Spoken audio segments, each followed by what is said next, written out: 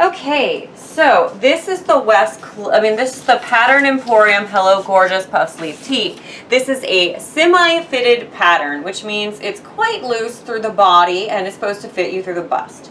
Now, the first time I made it, I made the size that was suggested, which was the 10 for my upper bust measurement, and it was too big for me.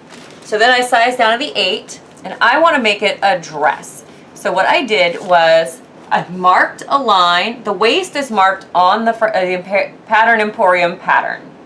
Then I made a line across at the waist, measured a 1/2 inch down with my ruler, and made another line. And that 1/2 inch down is seam allowance, so I can sew this to a skirt pattern.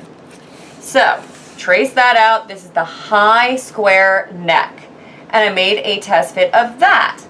And it had a nicer fit, but it's still a little bit more loose fitting than I really like to see. This is my lady skater dress. I've made this a million times. And do you see how curved that is? I like that shape. So what I want to do is try to mimic some of that shaping on this pattern piece. So it's not going to match up perfectly because it's a different sort of style of piece, but I am going to just got my lady skater dress under it, and then I'm going to just kind of make some lines where the skater dress curve is. So yeah, it curves. As you can see, it is quite a different amount of difference, quite an amount of difference between the shape of the more square in Pattern Emporium one and the lady skater one. So I'm going to measure what my bottom waist measurement is, bottom line. And remember, this is 1/4 of my total waist measurement. So that's like 7 1/4 across. Yeah, so that's good. So that means that I can copy this curve. I'm going to take my French curve ruler,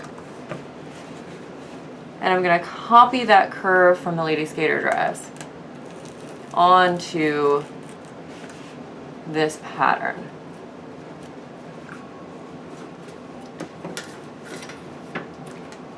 And I'm thinking this should work because, again, if my bottom measurement on the one that I know fits me really well is 7 1/4, this ends up being about 8, but that's okay. I'm going to just cut that out. This is a good inch, I would say, bigger all the way around, 2 inches maybe bigger in the body that I want it to be.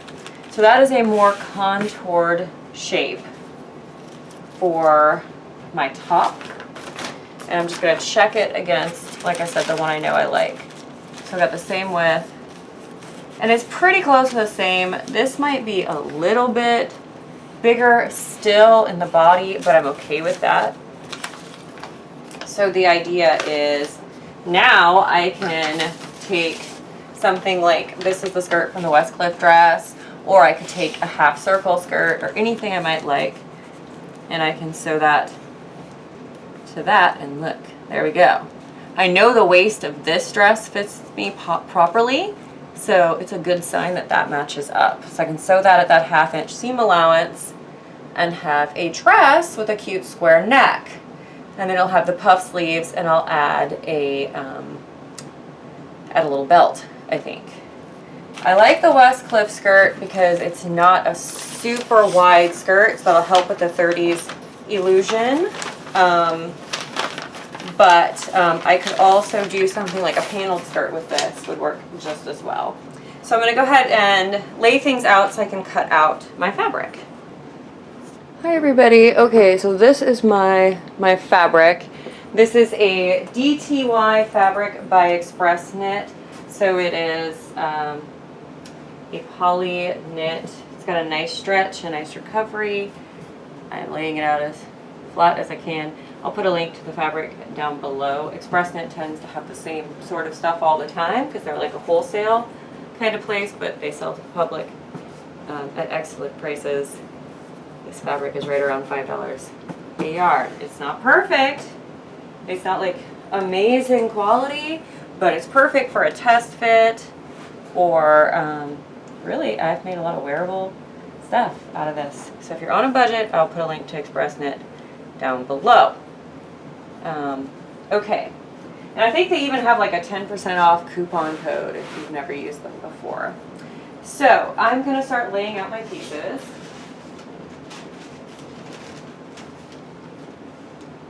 This is my dress back. With this pattern, notches are really important, so I want to make sure I'm paying attention to those. The back doesn't really have any to speak of, but there will be more later.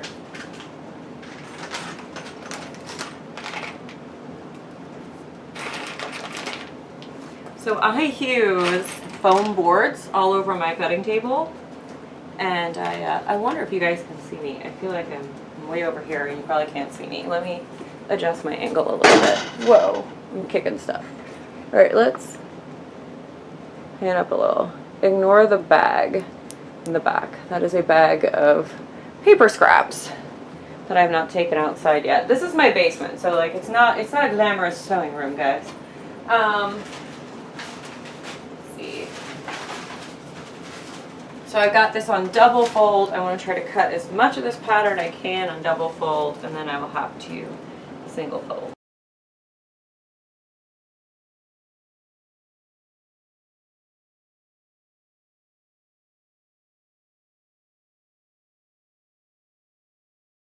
Okay, so I got both skirt pieces done. I'm just popping back in to do the sleeves. I've got to do the mirror image, and I'm cutting them on the flat of the fabric to make sure that I'm, as I said, using every bit of this fabric I can. Checking my grain, and I'm going to cut this sleeve and then flip it over and cut it the other way.